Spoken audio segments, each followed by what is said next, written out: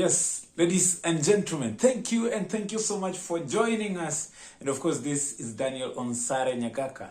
I mean, watu wangu, munanifurahisha sana sana sana sana.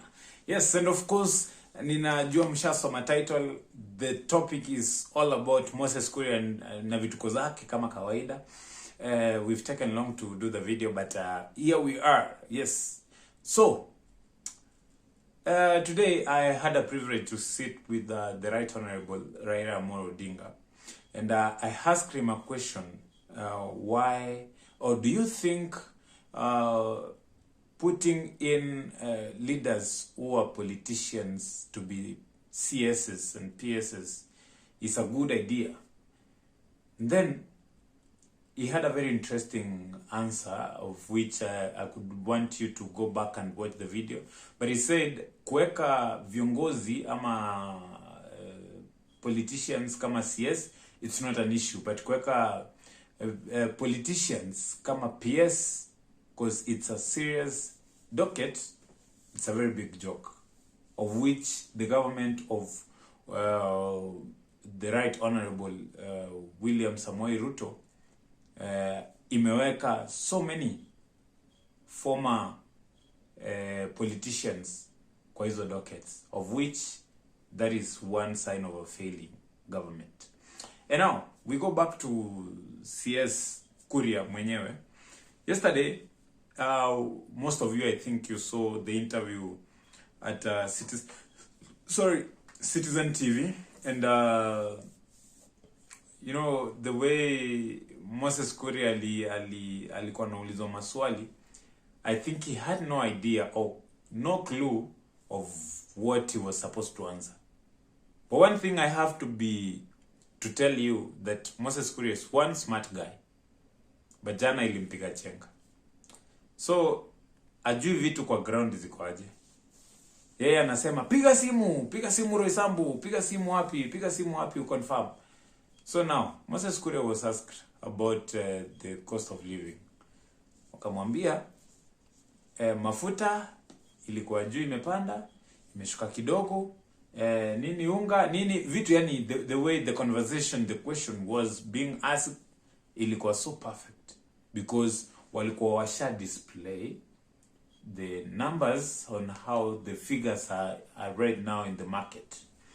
You know, Moses Kuria comes and says, you know, you citizen, you're so biased. You never get things right. You're always persistent in getting things wrong. And our citizen decides to do what? Umetuambia tuingie supermarket, okay.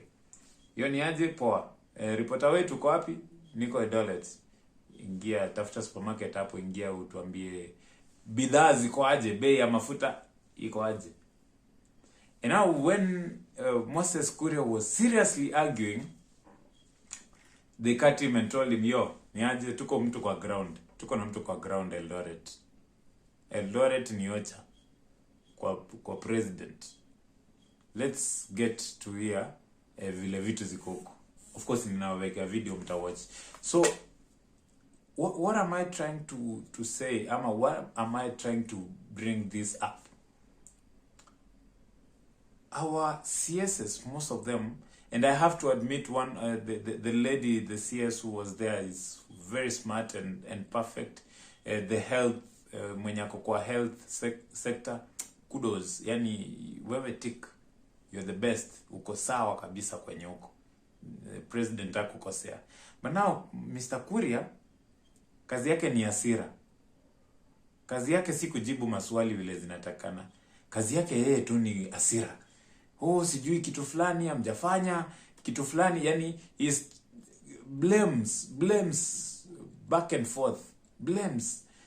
And now when Moses Kuria was being given a chance, instead of answering the questions the way they're supposed to be answered, instead of composing himself and you know, give the real answers, kazi yake tu ilikuwa blame game. The same thing they are trying to do, you know. Tushawajua Moses Kuria, Gashagwa, they are trying to make Raila kwa mlima aonekane mbaya. They are trying to make sure Ile kitu yenye Ruto alifanya kutoka 2017 mpaka 2022 ilikuwa simple. Ruto had a very simple job. Alikuwa aingie mlimani, afuruge mlima, make sure that even Uhuru mwenyewe is not appreciated in his home. Even Uhuru, because ukiangalia kila time alikuwa anaenda, oh Uhuru amenifanyia, oh Uhuru amenifanyia, oh Uhuru amenifanyia. So people started sympathizing na Ruto. Then now they welcomed him to be able to push away Uhuru Kenyatta. And pia Uhuru akakunja mkia kabisa, ikakuwa ni ukweli amekunja mkia, so he couldn't, akienda hata kwa mlima unapata amejificha kwa gari, doesn't speak boldly the way he used to speak. So now Moses Kuria saizi hiyo ndio game anajaribu kucheza. Blame game after blame game.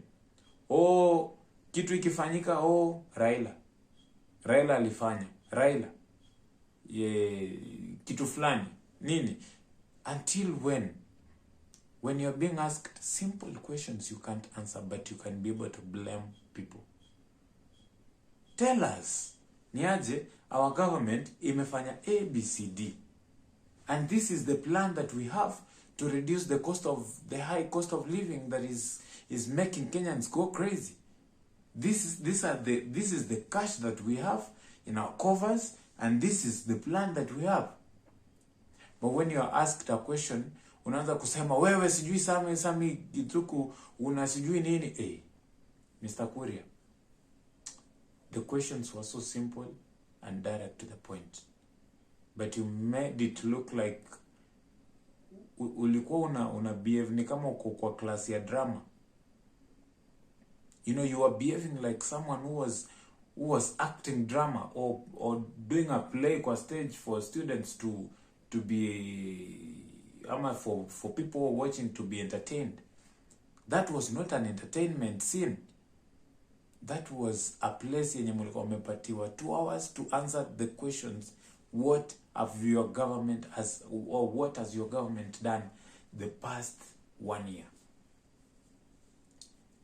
But I think you wanted to trend for the better part of today. Kudos, congratulations, you did well. Trend the whole time. And things are going your way. Anyway, for those who have not watched the video, please, I'm putting the video in Apple Ivokando, courtesy of Citizen TV. And yes, tell us what you think. And does Moses Kuria really act as a CS? If yes or no, leave a for Health has now joined us. Good evening. And we'll be talking to you, but let's begin with you, Cabinet Secretary Moses Kuria, as far as the cost of living is concerned, because this was one of the biggest promises that was made by the campaign of William Ruto before he became president. In fact, the promise was that that would be one of the issues to be focused on. There has been a bit of change, but not necessarily where people would want to see it, especially if you talk about the cost of fuel and cost of food and other commodities. What would be your response in terms of the action, and what should Kenyans wait to see happening in the coming months? I like this question, Sam, but I wish your figures are factual. As you know, you pride yourself that your TV is the most watched in the country. So don't forget there's somebody who is watching you from a supermarket. So be careful. What is the figure that you have a question about? Let's take cooking oil, for example. Right. It's much lower than what you project there, and Kenyans know that. Yes, you've said correctly that the price has come down, but it's not even to the level you have said. It is by 50% since we came to government. So our figure is an estimate of 340. No, it's much lower than that. What is your figure? It's much lower than that. It's in the region of 230, 240 shillings. 230 shillings a litre of? Yeah, a litre of edible oil. And I'm sure there are some Kenyans who are watching you from a supermarket. So, everyone can be entitled to their own opinion, but not everyone can be entitled to their own facts. Facts are universal. I want us to also look at the issue of sugar. To ask you, maybe before this program is over, make some few calls I suggest you call some supermarkets here in Nairobi, up country, in the shops. So at the moment, we're giving a range of between 420 shillings to 500 shillings plus for a 2 kilogram pack of sugar. 2 kilogram pack. What is the price according to you? Well, I'm just saying, let us reconfirm that. I know for sure that edible oil is much lower than that. But anyway, I digress. I'm just asking you, because I've seen you inciting Kenyans. No. I've seen you inciting Kenyans by the panel. If indeed you question the figures, I've seen, let me just put it this way. It is good for you to give us the problem with you, and that is why you are Azimio roast. That's why you are Azimio roast. That is what you're talking about. Waziri, thank you for that. Of course, we are bringing you the figures as we know them from our research. CS Kuria has his figures from Ruiru and others. Let's go to Eldoret to listen to John Wanyama to give us the real figures live from Eldoret in a supermarket. Wanyama. Thank you very much. We are at Naivas supermarket, Sam, and clearly, as we have seen here, the prices of different types of cooking oil here, like this one, Ufuta, they are selling at Naivas at 347. If you come here, this is Salit oil, cooking oil. This is going at 325 shillings, and here Golden Fry, it's going at 355 shillings. Just to sample out quickly, we have here Top Fry, which is going at 307. Clearly an indicator that really the cooking oil has gone up in their prices since maybe in the few years or few months ago. Those whom we have talked to, they are saying it has gone up to maybe 3 times of what they used to buy. That is what we have found here at Naivas supermarket. Sam.